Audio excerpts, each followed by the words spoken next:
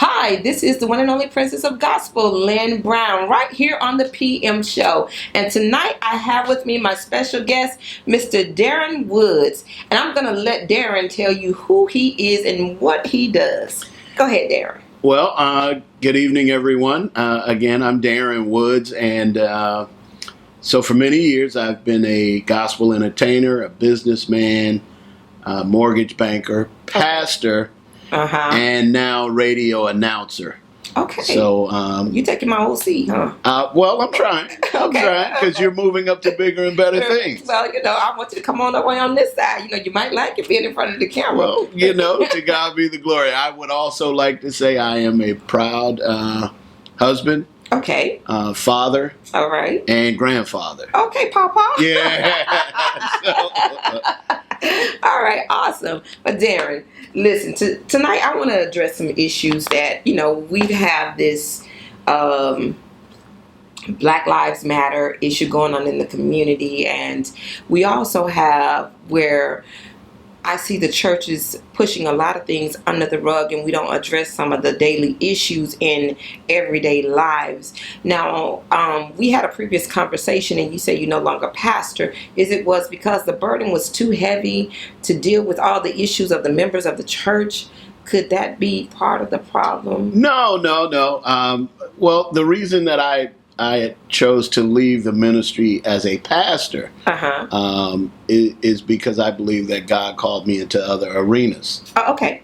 And so now I'm fulfilling my purpose in other arenas. I'm still very active in my church. I'm the minister of music. Okay. Everybody does not have to pastor. We don't and that's so true. We don't need a church on every corner. Exactly, we don't. I'm glad you mentioned that we don't need a church on every corner, because what I find is we have so many churches that are opening up, and I believe that it's more ideology that's driving these churches to open as opposed to theology. Well, and I agree with that. I just think people have lost the foundation of what the church represents. Exactly. The church represents Christ. Mm-hmm. And if we can't work together here on earth, then how are we going to work together in heaven? Right, because the body is one singular body with many different parts. Right. And I can't go open up a church every time I get mad at the pastor about...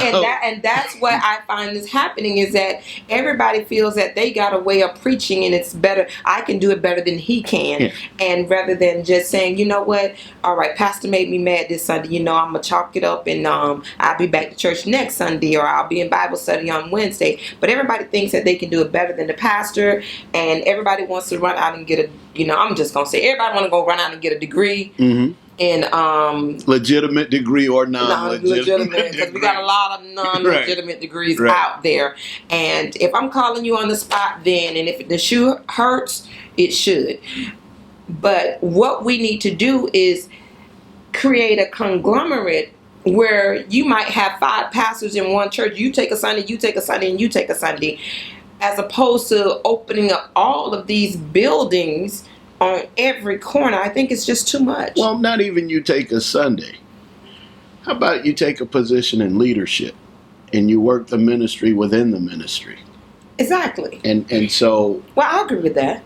A lot of what we have is we have a lot of people that want to be chiefs. And nobody wants nobody wants to be Indians anymore. As if being an Indian is a subservient position. I think I want to be the Indian. And so according to Christ, leadership is all about servants. Right. And so you have to know how to serve. And so I take the position that, we can work together as men in the natural, but as brothers in Christ also.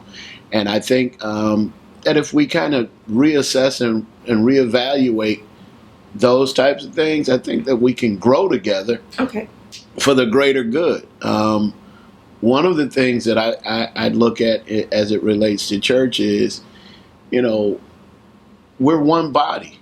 Right. We're many different parts, but we're one body. And so God has called us to different things. we talk about the fivefold ministry: teachers, preachers, pastors, Right. apostles, and the sort.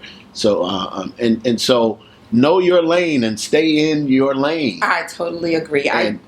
Not to cut you off, but I just did. I spoke at a church, and one of the analogies that I use is that back in the day, I used to run track, and so I used the 440 relay, and I explained to them that when you're running the 440 relay, you have 4 legs. You have your lead, you have your support team, which is your second and your third leg, and you have your anchor. Now, in that, if you are the leader, you're gonna run out there when you hear the gun go off or the whistle, and you're gonna set the pace. Now you got your second and your third leg. Their job is to maintain the pace. Correct. Now the anchor, his job is to win the race, right? Which makes him the actual leader. So when we look at the 440 relay, first, second, and third are going to fall off to the side and just remain a support team to the anchor. Right. So we got an anchor. It's not your job to remain leader. And so from the biblical point that you're referencing, Paul says one man plants, one man waters, and God gives the increase. Exactly. So it's never about us. And I'm always of the opinion, what happens when the mega church leader dies? Or falls? Exactly. And that's what I said. Who was it? Bishop G.E. Patterson? He was Memphis, Tennessee, Kojak. Yes. Right. Mega church. Everybody loved Bishop Patterson. Right. No matter what church you went to. Right. Well, we don't hear anything now about the church. Right.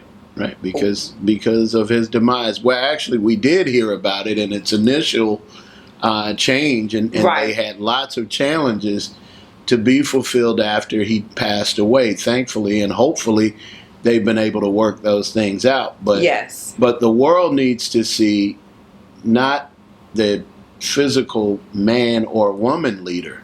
Right. The world needs to only see Christ. So it's not important who's pastoring the church. It's important to who are you following.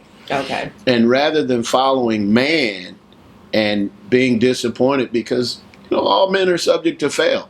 Exactly. Or die. True. And so we all gonna die. If you don't fail, you're gonna die. And so what happens when the leader is no longer available to lead? Who are you looking to? Paul said in his writings, follow me as I follow Christ. Right. And so the whole emphasis was keep your eye and your focus on Christ, not on me, the man, because I'm not going to be here. Well, let me interject right here. What is your take on women pastors? I think everybody has a place in the ministry. Okay. And if God has called you to lead as a woman, then that's between you and your God. I am never going to second guess God because I'm not in a position to. I mean, just try to position on. Well, no, I won't. I won't ever try that position on. I'm just kidding. But anyways, I want to segue into dealing with Black Lives Matter.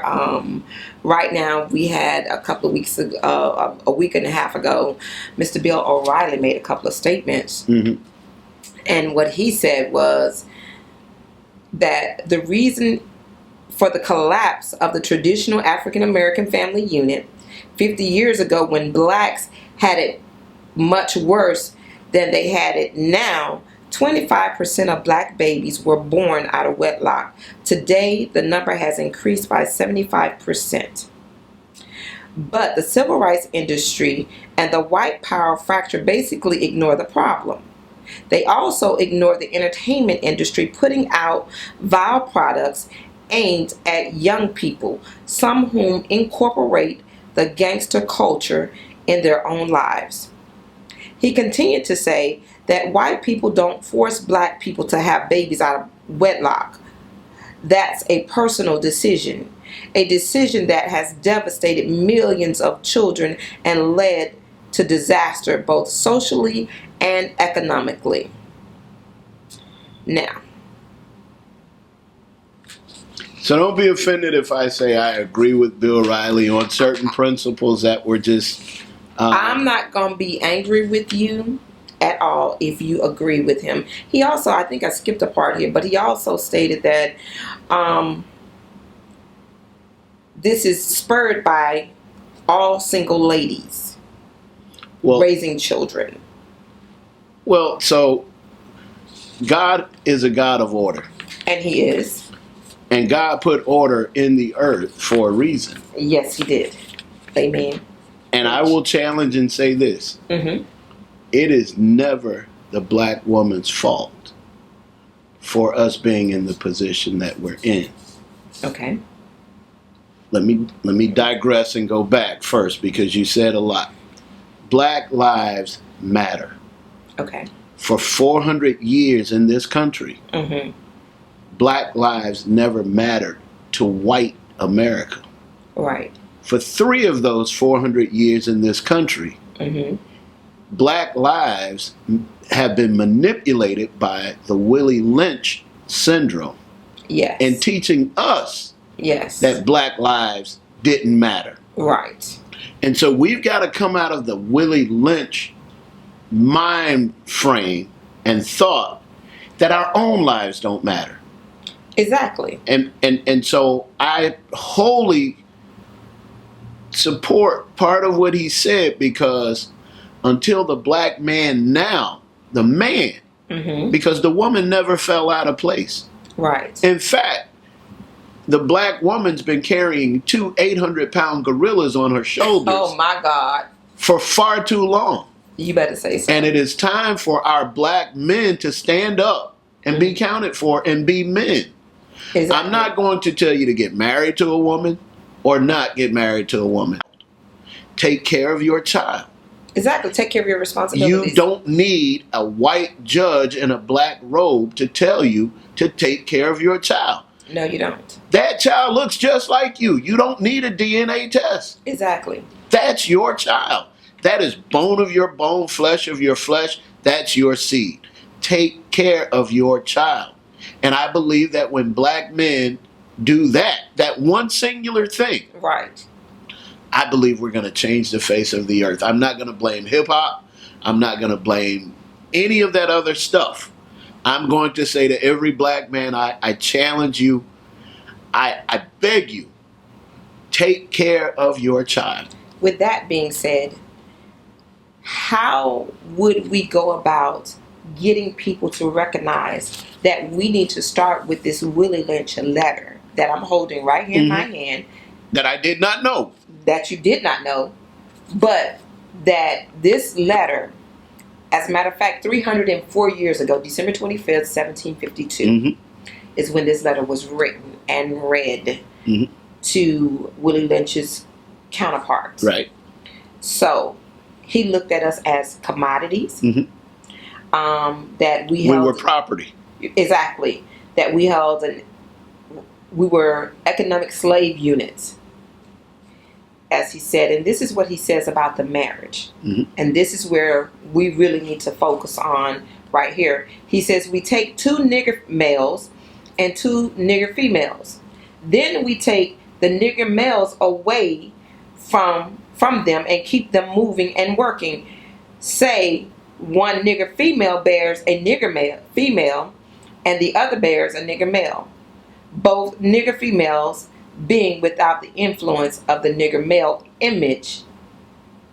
Exactly. My point exactly. Here it is. He implemented this, as you stated, 304 years ago, that there would not be a male influence in the home. 2 things, Lynn. Number 1, there is no other culture in America where the head of the household is not the male. Exactly. There's no animal species in the world where the head is not the male. Exactly. All right. So we're in a barren land because 2 things happened in America as Willie Lynch's letter was written and given to other slave owners. The African American people were neither native nor were we immigrants. Exactly. And so we're a people without a homeland. And we've got to come back and identify our homeland and the values of being raised in a home with a father and a mother. And so when we understand those values, when we're able to connect back to our origins and we're able to become the creators that God created us to be. Don't make me shout up in here. Go because ahead. God created us to be creators. We were created in his image Right. and in his likeness. And God is the ultimate creator. Right. And so he created us to reproduce and be creators. And we've been taken out of our place. So two things. We've got to find our rightful place. Right. And so that might not be with the woman that bore your child or children. Correct. But your rightful place is to assist in the development of your children. Exactly. So find your children. If you don't want to, give child support, there are many ways of giving child support. Exactly. Right? Show up at the PTA. Exactly. Don't go buy the child Air Jordans. Go buy the child Air Jordan stock. Exactly. Create a future that you'd like your child to have. This is one of the things that I have 3 sons, and though their father was not in the home, he did support them. Not the way I always wanted to, but he would. But this is one of the things that I've taught my 3 sons so that they'll know how to treat their children. Sure. Is that I tell them, look, for every $25 that you get in your hand, go buy a savings bond. Absolutely. I said, number one, buy one. I said, as a matter of fact, buy 2. One for you and one for your child. So that way, you're putting up savings for them in the future and you're planning for your retirement. Absolutely. I said, this is what you need to be doing. I said, had I had known that back then, I would have did it. But when I got into the working field, of course, and I started learning about stocks, bonds, and all of that stuff, I started purchasing stocks and bonds. So it has allowed me to be able to live in a time when the economy crashed. I was able to live off of my savings funds and not have to worry about how I was going to pay my bills because I had my savings funds to live off of. Right. But we are not teaching our children this. In a way, Bill O'Reilly is right. Once again, I will give him credit for the statement that, yes, they're looking at hip hop and rap and all of this. And it's sort of kind of raising our children when we should be teaching them about how to save $1. Listen, children want to be influenced by their parents. And they do. The only time children are not influenced by their parents is when their parents don't care enough to raise the child. Exactly. By nature, children want to be influenced by their parents. They do. You ever wonder why a mother says to a child with an absentee father, you act just like your daddy? Well, how do I know? I don't even know my daddy. Exactly. Right. And so now we've got to look at another issue. Reconciliation. Yes. And the Bible talks about reconciliation all the time. And so we're not looking at eros love anymore. No. We're looking at agape love. And so now understanding the different manners of love, for God so loved the world that he gave his only begotten son. And so father, now we're talking about fathers, right? And so father, I want you to look at the agape love that God gave to us, his children, by giving his ultimate child. Right? And so now, Father, I want you to take that same example and begin to love your children. Love your ex, if that's a situation. And that was one of the situations, not to cut you off, but that's what I did with my kids. We weren't together, but one of the things that I showed my children is that, listen, this is what we're going to do. I don't get along with your father in the same household. So he lives over there, I live over here, but together we're going to raise you. Absolutely. And I'm going to put aside my personal feelings because I want you to have a relationship with your father. So up until his death, I made sure that they had a personal relationship so that when he died, they wouldn't have any regrets. See, it's about connecting dots. Exactly. It's about connecting dots. A boy has to know his father because he's going to emulate his father whether he knows him or not. Exactly. A girl needs to know her father because she needs to be taught how to be treated by a man. Exactly, and she does. And the only man that can teach a girl how to be treated by another man properly is her father. Is her father, without, pretense. Exactly. Without any hidden agendas. Baby, I'm going to teach you how to be treated by a man because I don't want anybody stepping over you. Exactly. I'm your father. I'm your protector. I'm your provider. A man is the epitome of the woman who raises him. Absolutely. And it can go many different ways. If he sees his mother being abused, then he's going to have the tendency to either become an abuser, or he's going to find a woman who abuses him. Right.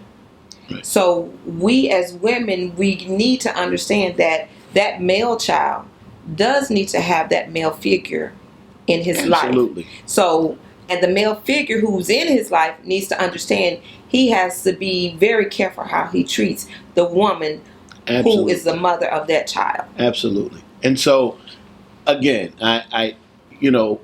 we've got to look at the hard issues. We've got to look at the tough issues. And the tough issues are Black Lives Matter. Yes. We don't want any more police officers shooting and killing our kids. No, we don't. We don't want anyone hiding behind a badge for doing the wrong thing. But also, we don't want our kids killing our kids anymore. That's the issue that we need to address, because I know, like in the Miami area, we have a lot of black on black crime. We're not screaming enough about it. Exactly. So who's going to do something?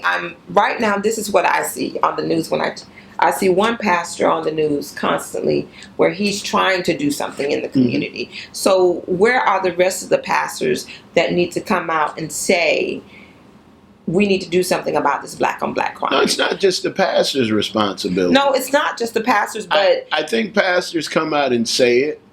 But those are political leaders' responsibility. And let's look at it this way. If what goes on in our neighborhood was going on in their neighborhood, they'd have guns off the street in a New York minute. And that's true too. And so somebody's bringing those guns into our neighborhoods. Somebody's making a profit off of those guns in our neighborhoods. And somebody's making a profit every time one of our young men go to prison. Of course. Do you know that? And so this is a system that we live in, that we've got to break this system. Exactly. Well, do you know, starting at the 3rd grade, they do a test to determine if your child is going to fail or pass. Right. And that's how they calculate. That's their assessment for whether that child is going to college or prison. Exactly. So we need to banish that, because once again, even that system goes back to this letter. Right. So we need to address that issue, whereas we're not building as many prisons instead of schools. And we need to hold our black politicians accountable. We need to hold our white politicians accountable. You were not placed here to be in office for 40 years and do nothing. Exactly. If there is no change, then you need to go. Then you need to go. And we as American citizens have the right to vote you out of office. And if anything comes out of this, we need to be colorblind as it relates to the people that support us and the people that do not support us. And if you are black and you don't support blackness, exactly. No, you should not be in office at the age of 78. You should not be in office. And literally, I spoke to a person running for a state representative office, and I asked her, and I said, so what is the role and responsibility of a state representative? And she said, the role and responsibility of a state representative is twofold. It is to pass laws and to balance the budget. And I said, wow.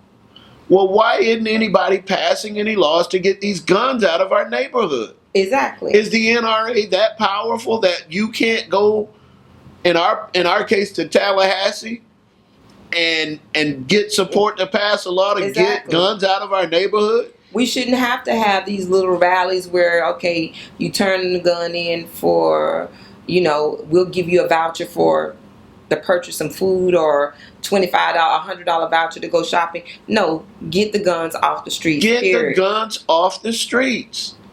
If guns are a recreational commodity, then let it be that.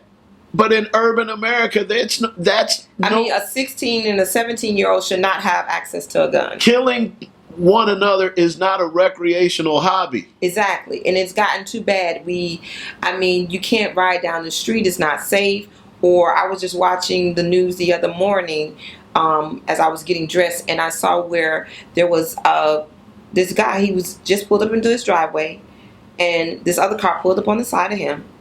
And the guy told him to get out the car, give him the car, and they took his car. He shouldn't have had to give up his car. Right. People assume power when they have weapons available to them. With that same scenario, if the perpetrator had no weapons, they probably never would have pulled up into that driveway. Exactly. But because they had a weapon, they felt within themselves that they had the power to do something illegal and get away with it. Exactly. I challenge every politician, not the pastors. I challenge pastors to pray and cover. But I challenge every politician to stand up and be counted and say, listen, we're going to pass a bill to get guns out of urban America. And we need to do that. We need to get the word out there. Don't be scared. Exactly. I look at it like this. Every time tax dollars are taken out of my paycheck, I'm paying your salary. Absolutely. So therefore, you need to do what I need you to do. Absolutely. And don't send me a letter in the mail when I tell you, let's put prayer back in schools, saying that it will offend somebody. Well, I'm offended. Well, we're going to get prayer back in school. I'm not gonna share it now because here's one of the other things that we have to be very aware of. Okay. We can't always let the enemy know our strategy. And that's true too. We can't. But I'm just saying that I don't need you to send me a letter saying that my hands are tied or someone may be offended. That goes back to another issue that I want to address with transgender laws. Okay. In the church, in the Christian community, now we may have to build a third stall. Well, I think you should build a third stall if that's what they need, but I feel that they should not have to use my bathroom. Okay, so can I give my opinion on this, man? Give your opinion. Right. Everybody has one. Okay, so I believe that the foundation of the church is created to trust God. Okay. And not man. And this is one of those definite moments in history where our children and our grandchildren and our great-grandchildren are going to be able to look back and say, did the church trust God? Or was the church reliable so much on the government that they succumb to whatever the government says? I think we've already succumbed to whatever the government I'm not says. sure we have. I'm not going to bite that bullet yet. I'm going to say that we have succumbed. And the reason why I'm going to say that is because when all these other laws were being implemented, the church said nothing. When we should have been speaking up and saying something, we sat back and said nothing. That now, I'm in a position where being ordained, if I didn't have bylaws in place, then I would have to marry you. But then again, me being a notary, I got to marry you. Well, that's and because again, that's state. State versus church. Exactly. Right. So my bylaws state that, okay, if you come to me, I don't have to marry you because I made sure I put bylaws in place. Right. Once again, this is Lynn Brown right here on the PM Show. And as I always say before I sign off, peace, love, hair grease with a perm. I love you for free and stay jelly bean happy.